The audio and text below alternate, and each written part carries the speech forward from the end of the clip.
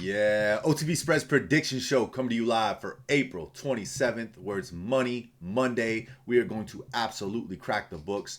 3-game NBA slate. We're going 3-0, calling it right now. But first, we're going to get off to a review. If you watched my video yesterday, you already know what sides I leaned. And man, to be honest with you, other than our lock of the day on the Spurs, -4.5, we didn't have much to brag about. We thought the 76ers were going to be more competitive than they were. We thought the Lakers were going to be a little more competitive than they were. That was a spot play. If you took the Rockets, great job, great read. I just thought that it was prime for a spot play for the first sweep of the playoffs. That's coming tomorrow with the Thunder. But guys, first, let's dive into it. We had the Spurs -4.5. I was on the fence here. We did take the Celtics -3.5 on the first half. They cashed that easy up by like 15 at the half. So we did have that. That was a premium play. It was given out to our subs. We did not give any 76ers lines to the subs. It just didn't feel right, but that is the side that I leaned. I thought, they'd make one late push here at home, try and keep it within the number. They couldn't. I personally believe that the Embiid coming back hurt them more than it helped. He shot Embiid field goal attempts, and he just is out of rhythm. So it hurt them more than it helped, in my opinion. But yeah, that was the side that I leaned in that matchup. And then lastly, obviously, the Lakers, I leaned on that side as well, and that did not pan out. The Cavs, they blew that. We had that red right. They were going to win it. They were up 5 with only a couple minutes to go. I want to say they were up 5 or 6 with like 2 or 3 minutes to go. They just kept letting Toronto cut into it. Great job, Toronto. Watch out. That series might go to Game 7. It might. Just the way they're playing right now, the way Scotty Barnes is dominating, the way Pottle and those guys are bothering them in the interior. That wasn't happening the first 2 games. Evan Mobley only 8 points. Like, that wasn't happening the first 2 games. Those guys actually held their own. They played good quality ball, played good quality defense, rebounded well. Not the case right now the last 2 games. Toronto is not that they are at home. In my opinion, is that Mobley and Jarrett Allen aren't showing up. That's my opinion and my take on that. We'll see what happens on Tuesday when they face off again. But guys, let's get into it. First game up, we got the Pistons and the Magic. We're going right back to the well. I have been very verbal about this one. I was not a fan of the Magic most of the year. I think that they're an inconsistent shooting team. They have a poor field goal percentage. They've just been hot lately. They've been shooting the ball really well. In the one game that they didn't shoot the ball well, you saw what happened. They had a 30-3 run in the third quarter against the Pistons. I got to keep going back to the well where teams can't shoot the ball. They have a very similar shooting percentage to Portland when it comes to three-pointers and when it comes to just field goal percentage in general. I do know that they have the 2 interior players with Carter and Banchero. They're bothering these bigs. But look, I just think that Detroit, 60 wins, 22 losses in the regular season. It's the better team. I keep harping on it. 31-9 record at home, 28-13 on the road. Better road record than Magic have at home. Magic have to regress at some point. We've been on the wrong side of them, 0-5 since the play-in against the 76ers, all the way up through Charlotte. We are on the opposite sides. When they win, we're on the other side. When they lose, we're on the other side. So in this point right here, I'm not going to jump back and forth. I'm going to stick with the team and believe what I've handicapped and that they're not a good shooting team. The edge is that they can't shoot, and I don't want to jump back and forth and take the +2.5 here with the Magic and then have a poor shooting night and just tell myself, man, I told you so. Stick with your read. Pistons did not shoot the ball well last game. They're going to find something here in this one. They're going to get up for it. I think we see something like the Rockets did tonight against the Lakers. They really put the press on them. They get their shooter shooting like Duncan Robinson. They get Cade Cunningham easier buckets than what they did last time. And Cade Cunningham's jump shots were off last game as well. So that was part of the issue. Even though he had 27, he was 23 for 8 from the field. So it wasn't like he was lights out like he was the previous games, 11 for 19 and 13 for 27. He was definitely off. So give me the Pistons here, -2.5. I'll lay it, and we'll keep it moving into the next one. The Thunder, -11.5. So we've seen the spread jump around on this one, guys. 9.5. +17 or -17.5, and we also saw -14.5. They have covered the spread on every single game other than the +17.5. They missed that one. Once again, short line. I know they're at home. I know the Suns are in desperation mode. We haven't had a sweep in the playoffs yet.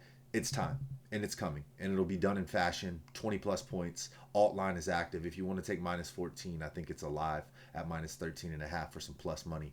But I'll stick with the -11.5. Play it safe. When we got cute with the Celtics a few days ago, we got edged out by the hook point. They covered 8. We took 8.5, and we took 7.5. Got the 7.5 in the parlay on the straight play with the 8.5 at plus money.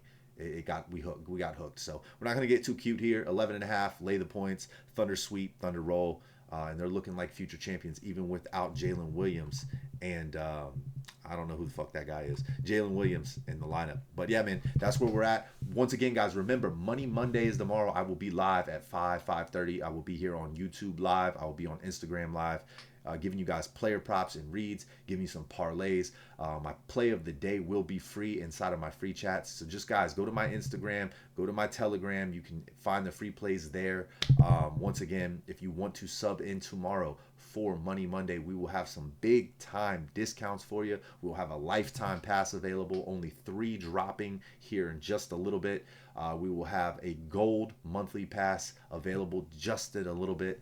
And then we'll obviously have the code MONEY you can use to save. So just go ahead and click on the Winible link inside the descriptions. And yeah, man, let's lock in. Let's get you running it up and book the one way. We've had a really successful weekend. FanDuel got my ass. They got my account. We cracked them for 3 parlays a day, a first basket, NBA and MLB first 5 innings. We made some money today, guys. It was a profitable day on the parlay side. And I'm not over here saying that parlays are the best way to make money, but on the days where you're hitting your locks, we hit 3 of our locks today: MLB, NHL, and we hit on NBA. So 3-0 on the locks. And that's all that matters, guys. And then the extra is just the sprinkle on top, cherry on top, cash and parlays. So yeah, let's wrap it up, man. Let's get into the last game of the night. Denver Nuggets taking on, or I should say the Timberwolves taking on the Denver Nuggets back in Denver, laying 11.5. Look, man, there's this theory. I can't remember what the fuck it's called. There's a name for it, and it's in the gambling world. I probably should know the term. But pretty much when your star player goes out, the surrounding players get up. That was the extra half without Anthony Edwards. Dasamunu came out. He had a fantastic game. He had a career-type game. Regression is going to happen. He's not dropping another 40 bomb. Even if he comes out and drops 25, great game. You know, you're not a 25-point scorer night to night. He's talented. We've seen him do it with Chicago. But look, McDaniels, Randall, Gobert, Dasamunu, Conley. I don't think there's any repercussions coming for Jokic. If Jokic misses this game for some reason, if they drop a bomb on us tomorrow and they're like, yo, Jokic and McDaniels are out, that might change some things for me. I might lean towards the Timberwolves, but just because the guard play with McDaniels and Gobert and Dasamunu and Conley, it pretty much just becomes a Jamal Murray show, and hoping that Christian Braun, Cam Johnson, and Aaron Gordon can knock down jumpers. I don't trust those guys as much. But with Jokic in the lineup, drawing so much attention and giving those guys such wide open shots, I trust the Nuggets. 11.5, for what we've seen out of the Nuggets and how well we've seen the Timberwolves force turnovers and play defense, it is a lot to lay. It is. The other night, it just feels like it was that get-up spot. You know, they're back in Denver. That crowd's going to be into it. Jokic is going to play like a madman, in my opinion. I know that Rudy Gobert is been playing in tough. He bothers him. He's long. He gets in his zone. You know, Jokic plays under the rim. He doesn't play at it or even above it. So, you know, that those long arms really do bother Jokic, I think, a lot. But look, I think that tomorrow's the Denver spot. The 11.5, Vegas is on point. I think that is a really tight line. 9.5 would be the number that I would handicap it at. But I don't trust the Timberwolves offense. I think they stall, and we saw multiple times in that game Denver get up 7, 8, and then they would allow Timberwolves to crawl back in. And then finally they allowed them to get back into it, and the Timberwolves just put their fucking foot on their necks and pedal to the gas, right? And that's really it, man. I'm going to have to lay the 11.5 with the Nuggets. Tomorrow's going to be a chalk day for me. We didn't give you chalk today, and look what happened today. Today was pretty much all chalk other than Toronto. So, and that's pretty much been the story of this first round. There has been some upsets. Really, it was that in the Magic series and the Toronto series and the Timberwolves series. So, in the other side of things, there has been a lot of chalk, it feels like, in the West. But even then, there's been a lot of upsets. There has been. You know, the first 2 rounds was very chalky. A lot of favorites won the games 1 and 2, other than the Lakers and the Magic. Outside of that, though, in these 3rd and 4th games, we've seen it turn around a little bit. We've seen these teams kind of step up, the underdogs from Atlanta Hawks. But the Knicks bounced back well, and we were on that side. But a couple teams have stepped up here. And even the Suns, they covered that large plus 17 and a half in that get right spot or get up spot, I should say, in game 2. But guys, look, I can't fade the Denver Nuggets here at home with Jokic and Jamal Murray backs against the wall 3-1. They're going to win this game 100%. Matter is, can they stay inside the number? Like I said, I think they win by 10. I wouldn't even be surprised to see this thing hook us at like an 11-point win. I could see it being 9, 10 points down the stretch, free throws, 1 or 2 miss, and it's a hook. I don't think that this team wins by 20 over the Timberwolves. It's right in the teens. It's going to be somewhere between 10 to 15, in my opinion, the Nuggets. So it is a tight line. I will lay it with the Nuggets minus 11.5. In the morning, I'll look at the alt line at 9.5 and see where it's priced. Or maybe jump on it now. I do like 9.5, guys. I like the 9.5 a lot. I'm not scared of the 9.5 like I am the 11.5. I just feel it's 2 free throws down the stretch. It could be missed, and then that's the hook. But that's my take on that, man. And I expect Jokic to have a monster game tomorrow night, even with Gobert playing him as tough as he has.